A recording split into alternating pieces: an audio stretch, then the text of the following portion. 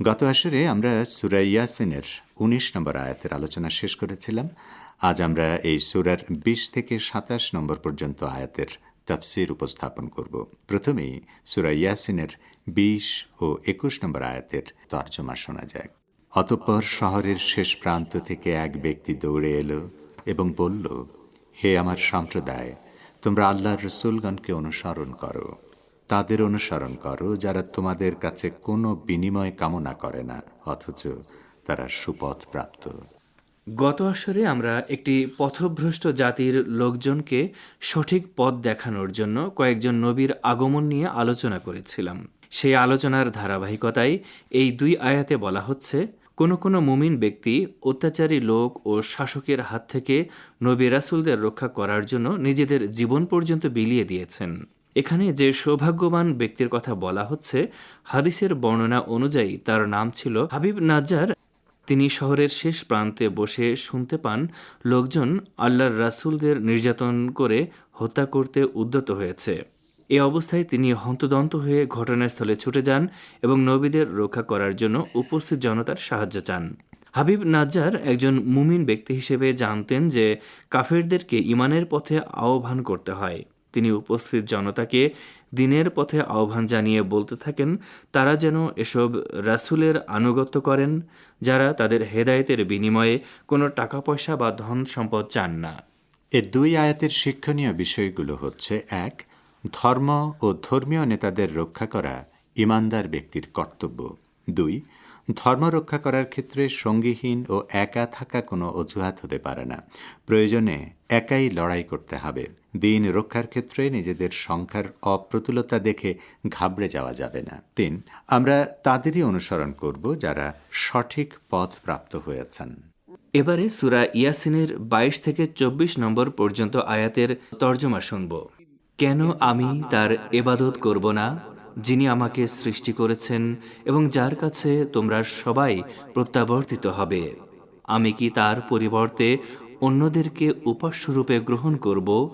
করুণাময় আল্লাহ যদি আমাকে কষ্টে নিপতিত করতে চান, তবে যাদের সুপারিশ আমার কোনোই কাজে আসবে না এবং যারা আমাকে রক্ষাও করতে পারবে না, এরূপ করলে আমি প্রকাশ্য পথভ্রষ্টতায় পতিত হব। যিনি নবীদের রক্ষা করার জন্য শহরের মাঝখানে ছুটে যান এবং উপস্থিত জনতার সাহায্য চান, তিনি নিজের একত্ববাদী বিশ্বাস তুলে ধরে বলেন, তোমাদের মূর্তি ও কল্পিত উপাস্যদের উপাসনা করার কোনো কারণ আমি দেখি না, কারণ আমি জানি দয়াময় আল্লাহ আমাকে সৃষ্টি করেছেন। যদি কারো উপাসনা করতে হয়, আমি একমাত্র তাঁর উপাসনা করব। মানুষের স্বভাবজাত বৈশিষ্ট্য এবং যুক্তি উভয়ই বলে যিনি সৃষ্টিকর্তা তাঁর ইবাদত করতে হবে। কিন্তু তোমরা যেসব মূর্তির উপাসনা করো, সেগুলো কোনো যুক্তির ধোপে টেকে না, কারণ কেউ যদি আমার ক্ষতি করতে চায়, তাহলে এসব মূর্তি আমার কোনো উপকারে আসবে না, এবং কেউ যদি আমার উপকার করতে চায়, তাহলেও তাতে বাধা দেওয়ার কোনো শক্তি এসব উপাস্যের নেই।